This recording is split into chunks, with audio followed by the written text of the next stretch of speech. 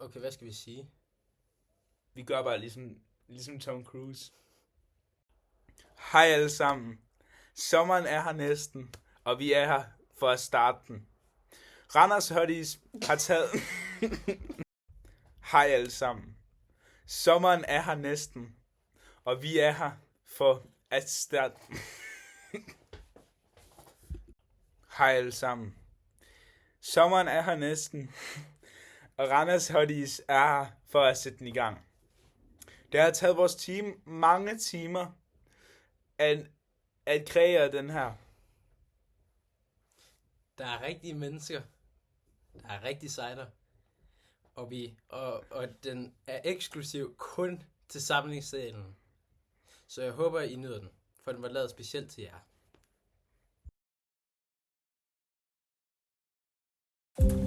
Er det der tentakler, du har på dit hoved? Det er nu faktisk følehorn. Jo, rummand. Hvor er mine fucking filer? Det er altså et følehorn. Yo, din tentakler er whack, bro. Stop. Hvad er der sket for dig? Hvis det er, så er du muligvis i giftigt arbejdsmiljø. Det er derfor, du skal søge ind på Ludvigs fagforening. Her omkring holder vi af vores medarbejdere. Ludvigs fagforening. Vi tentakler dine problemer, og vi føler.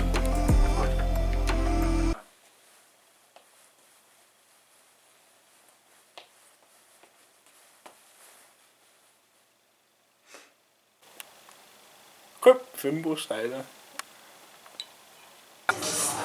Hej og velkommen til endnu en episode af Smag på Verden med Mikkel og David. Grundet nedskæringer fra studiet, så har vi været nødt til at rykke lidt rundt på administrationen. Men jeg håber ikke, I kan se det. Mit navn er Mikkel. Mit navn er David. Og i dag så skal vi vurdere Thunderbird Fried Chicken i London. Okay David, hvad har du så fået? Hvad har du bestilt? Jeg har fået en barbecue burger og en tater tots. Og jeg har fået en burger med nogle fritter og noget ketchup. Mama nam, let's dig right in. Og er den god, er den god? Ja.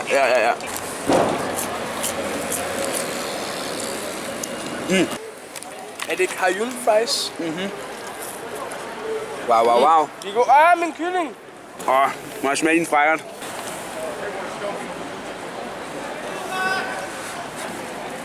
En mild barbecue.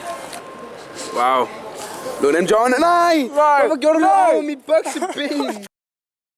Surround sound.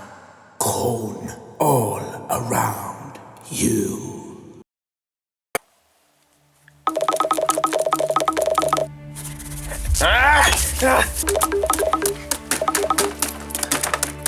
Jeg ved ikke en fucking skid om fucking middelalderen!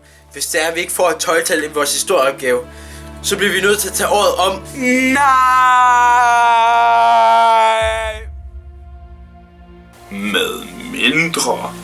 Denne sommer Jeg har bygget en tidsmaskine. drager de ud Vi bliver nødt til at gå nu, inden rektor kommer. på deres største eventyr til dato. Denne tidsmaskine skulle føre os tilbage til 1608. Wow. Til fortiden. Nøj, nu må vi få 12, David. Det tror jeg godt nok på. Nøj.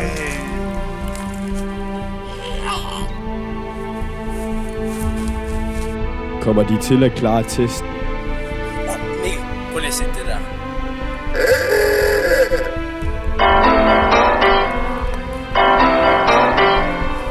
eller bliver de smaskforelskede? Jeg tror ikke, fyrsten von Plattenhallen kommer til at kunne lide det. Jeg er ligeglad med fyrsten. Du er den eneste, der forstår mig. Jeg elsker dig, Botil. Vil deres venskab overleve dette eventyr? Vi er nødt til at komme tilbage nu.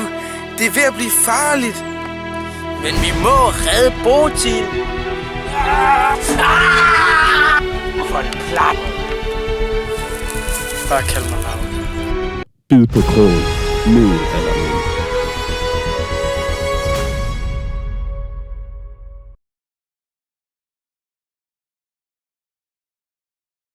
Du ved, hende der Johanne, jeg bollede hende i går. Hvor fandt du hende her? Tja. På finddinjohanne.dk, der kan du finde din Johanne i aften. Alt det kræver er en hurtig søgning ind på den gode gamle Macintosh. Og så kan du have Johanner, så det halve det kunne være nok. Hvis du mangler en Johanne, så finder vi Johanne. Hvis du kræver en Johanne, så kommer hun til dig. Gå ind på www.finddinjohanne.dk for at finde kærlighed på 5 minutter. Hvis du ikke sidder ved din computer lige nu, så kan du ringe 53 18 00 53 18 00. Du kan også se, at du ikke prøver. Kærlighed kommer ikke til dem, der ikke prøver. Alex. Din date om 30 minutter. Alex.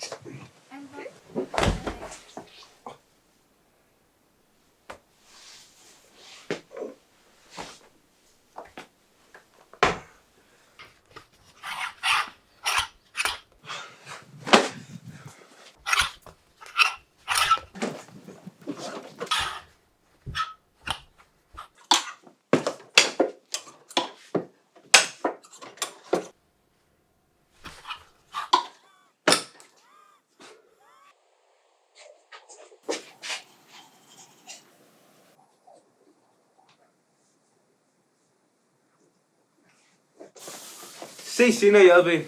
Jeg kommer tilbage om et par timer, eller måske i morgen. Du behøver ikke at holde dig vågen for min skyld.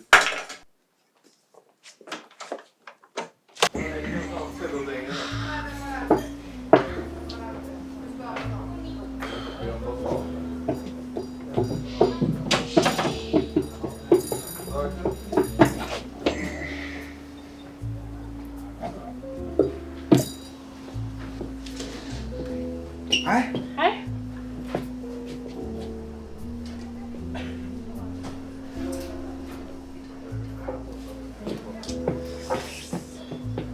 Navnet er Alex. Du kan bare kalde mig din egen. Goddag, Alex.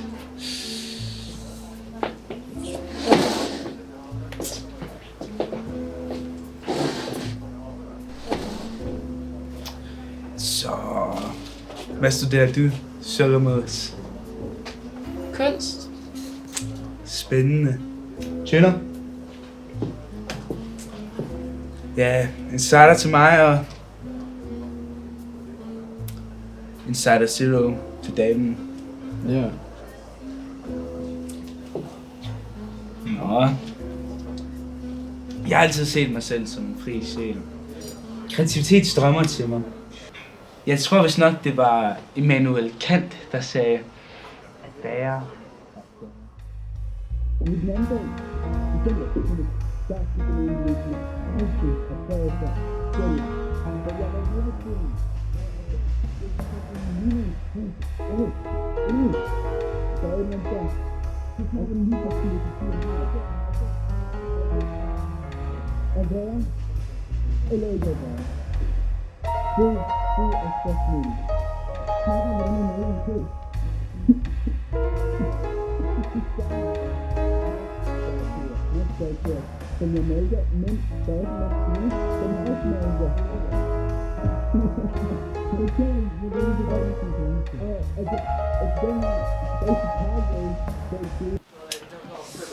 I øvrigt så har jeg i mange år døjet med hårtab og set det nødsaget at gå med toupé.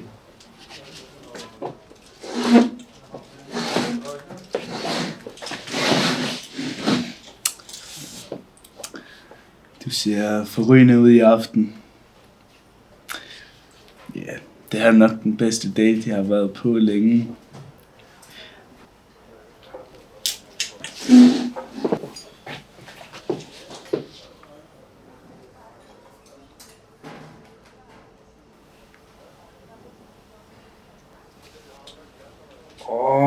Møgrebs. Hvorfor forlader de mig alt?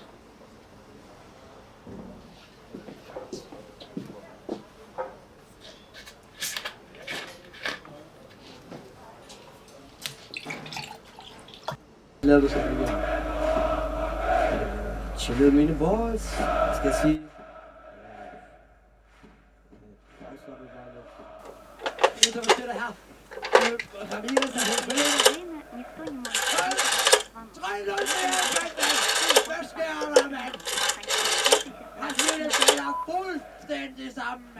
Hey, ser du også verdensmesterskabet i kvindefodbold lige nu? Nej, heller ikke mig. Men jeg gad godt at gøre et eller andet produktivt lige nu. Så hvad siger du til lidt gambling? Børkop mod Værløse skal lige til at spille. Jeg lægger 2.000 kroner på, at Børkop vinder 4-3. Okay.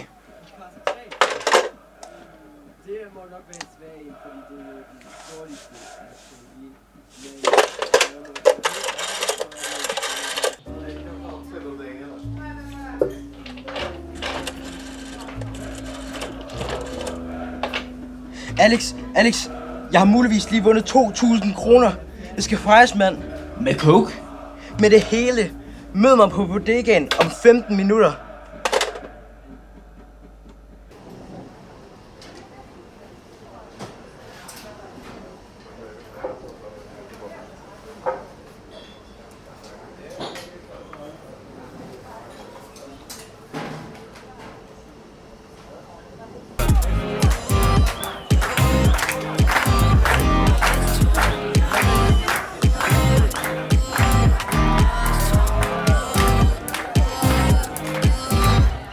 Man, jeg giver op på dating. Hvorfor, Mr. Sylvester? Jeg kan simpelthen ikke finde ud af at score nogle holdies, som specifikt er fra Randers. Tjøren, Kevin. Kunne du være en knæ og gentage dig selv? Jeg kan simpelthen ikke score nogle Randers holdies. Dit geni! Dit smukke, dejlige geni! Mwah! Mwah! Kom med! Randers Hotties. Dating på måde aldrig set før. Forestil dig det. Alle de lækreste nymfer i hele Randers på én hjemmeside. Det kunne være dig, Alex. Vi har et fuldkomment åbent marked. Alt vi har brug for er så til. Så hvad er aldersgrænsen på Randers Hotties? Det samme som på Lego-kasser. Nogle spørgsmål? Ja. Hvad nu hvis det ikke fungerer, eller vi får problemer med loven?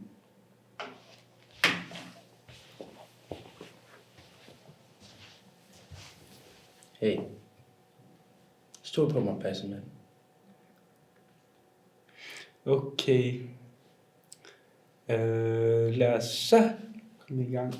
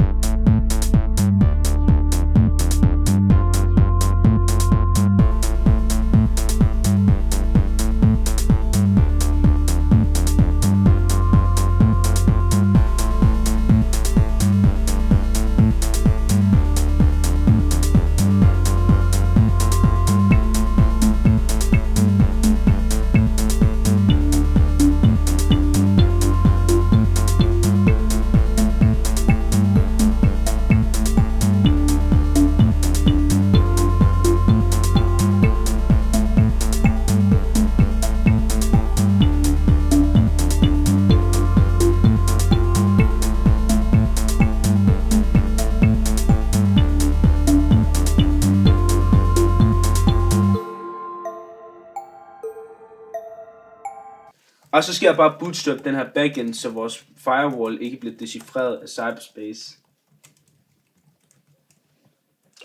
Fremragende. Jeg står ude på floor. Du stråler foran mig, får mig til at glemme det hår. Du tager lige hvad du vil, jeg er vild med dit spil. For når du kigger på mig, falder gulvet for mig. Mærker bange i hjernen og lidt dumme nedenunder. Du kan se det smil, og du har fundet noget, du kan. Er det ikke jeg, der har lavet Randers Hotties? Jeg fandt min kone der. Sejt nok, den hvad? Det passede skam. Jeg fandt hende på 30 minutter. Vi er senere blevet separeret.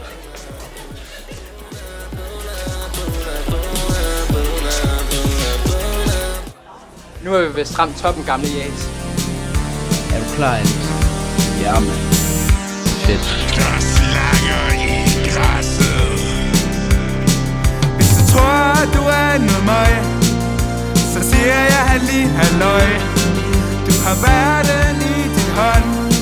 Du skal bare have det øj. Du skal bare give det gas.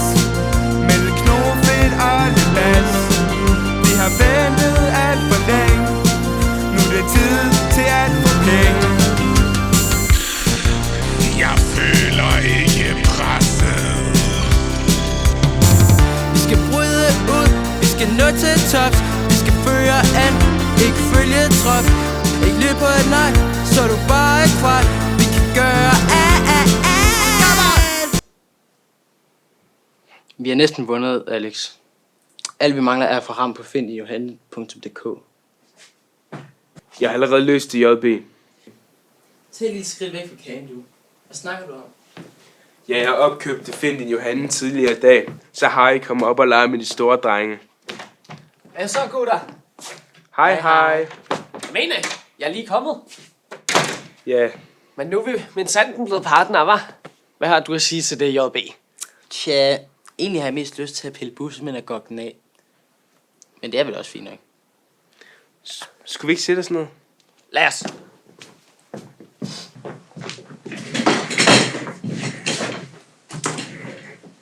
Nå, så du vil have en bid af kagen, hva'? Okay. Sig mig, hvordan finder jeg maksimalt antal kvindelige brugere inden for en radius på 4,3 kilometer? Jamen, jeg kender de forenede browsers brugerstatistik.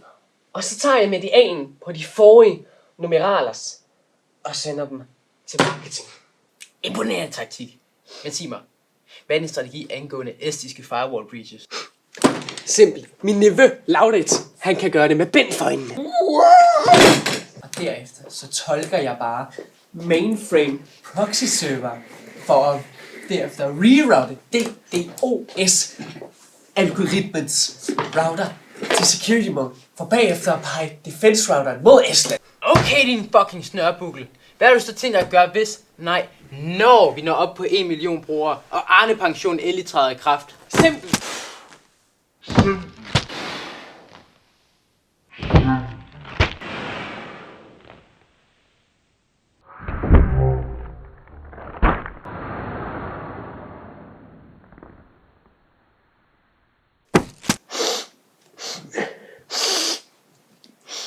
Hvad var det, vi snakkede om?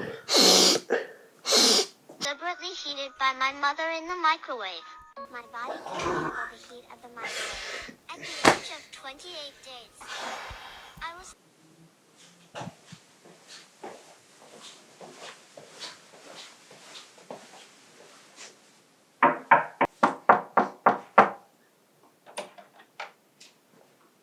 Hey. Hvad er der i Los Rekrut? Vi ejer Danmarks største dating hjemmeside, og jeg kan stadig ikke få mig en kæreste. Kom her, Marker. Ved du hvad? Da jeg var på din alder, der havde jeg faktisk præcis ligesom du har det. Men ved du hvad? Du skal nok finde dig en sød pige engang. Ligesom jeg har. Tak, JP. Det var så lidt, mester. Nå, hvad siger du til den første klasses tur til Kilestrup? Nej! Gør det, lille. Gør det.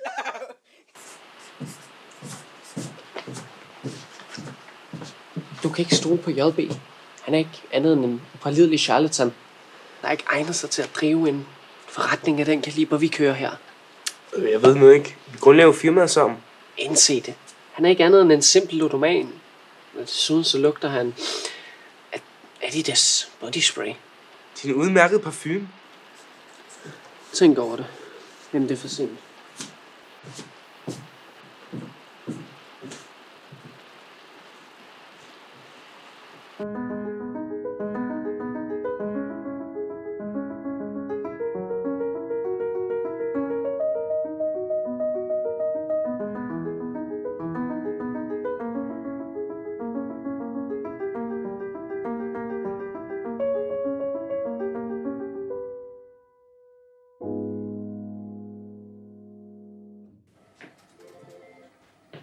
Hey, store Morten. Hvordan har børnene det? Nej, jeg joker.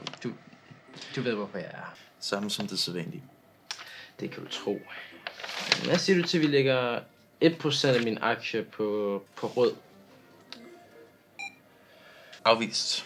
Har du andre måder at betale på? Nej, der skulle gerne være aktier på mine aktier. Kan lige prøve igen? Jeg kan anbefale et kviklån. Prøv lige igen, tak.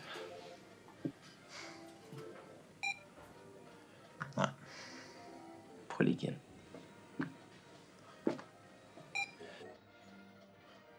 Prøv lige igen. Nej. Igen. Igen.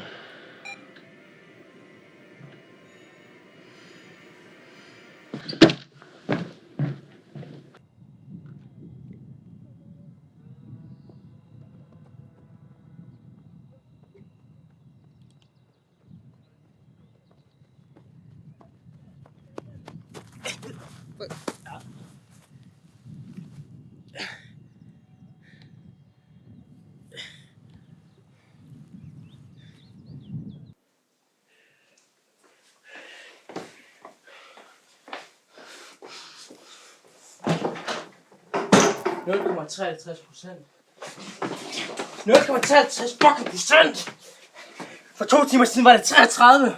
Vi blev jo enige om, at vores aktie kunne blive fortyndet en lille smule. De fucking Når jeg kommer tilbage, så bliver det ikke for 33%.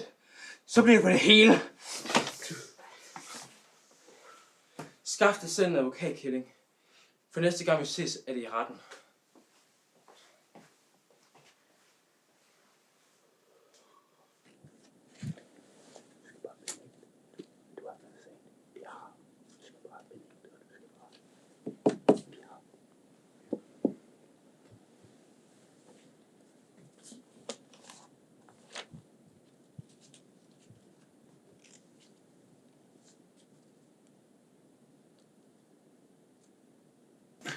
Retssagen Alex Løve mod Joachim Ballaløst hermed i session.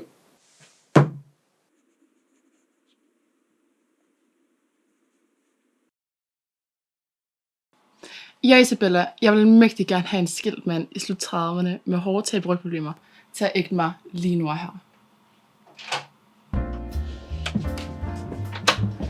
Er det her nogensinde sket for dig? Ja.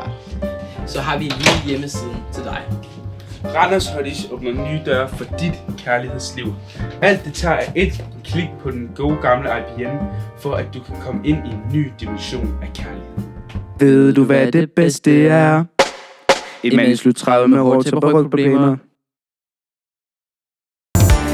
Jeg har ventet hele livet, træt af at tage ting for givet. Der er slanger i græsset, men jeg føler ikke presset. Lad mig komme frem, jeg føler ild og brand.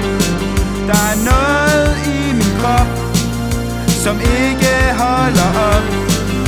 Jeg står ved et valg, jeg kan høre penge kalde. Jeg er i frit fald, men min konto har mange tal.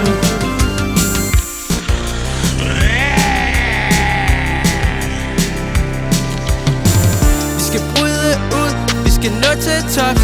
Vi skal føre an, ikke følge trop. Ikke løb på et nej, så du bare er kvart. Vi kan gøre Vi nåede tops, men hvad er det, når det ikke er hvad jeg vil? Skulle man bare have fulgt den trop? Det ved jeg ikke.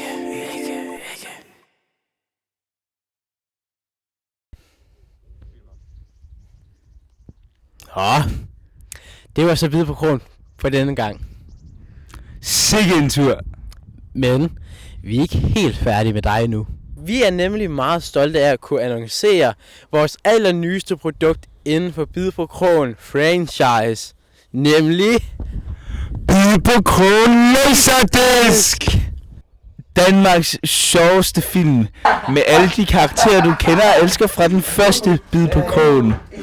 Udover det, så er der Bid på Krogen minispil såsom Find Miklen og Byg en pizza med David. Og derudover så er der hele soundtracket. Kom bag ved kulisserne med klipperne i klipperummet.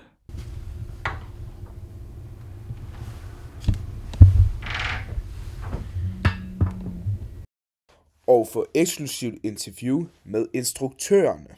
Bid på krogen har gjort mig til en gammel, bitter mand. Ja, du ved, det er først efter, jeg har sådan taget et par dage til at reflektere om sådan... om tilstedeværelsen, og jeg virkelig kan se, hvor meget jeg hader at være omkring dig, faktisk. Du har ødelagt mig. Du har givet mig hårtab. Du har givet mig ondt i knæene. Ja, men er det ikke det, som livet handler om? Folk kommer og går, men kunsten forbliver. Det er også bare vildt, hvordan vi har optaget det her projekt over så lang tid. Altså, vi kom først op på ideen, lige da vi blev færdige med den første. Altså, da vi fik kaffe, efter vi først sagde det. Eller først viste den oprindelige ting. Men der er gået så lang tid nu, at vi sådan også har ændret os med filmen på en måde. Og det er virkelig det her, som vi kommer til at se tilbage på. Mere end Dolly, mere end Jule Experience, mere end Første Pip. Måske mere end vores afgangsprojekt, som ikke er lavet endnu. Som gamle mænd kommer vi til at kigge tilbage på det her.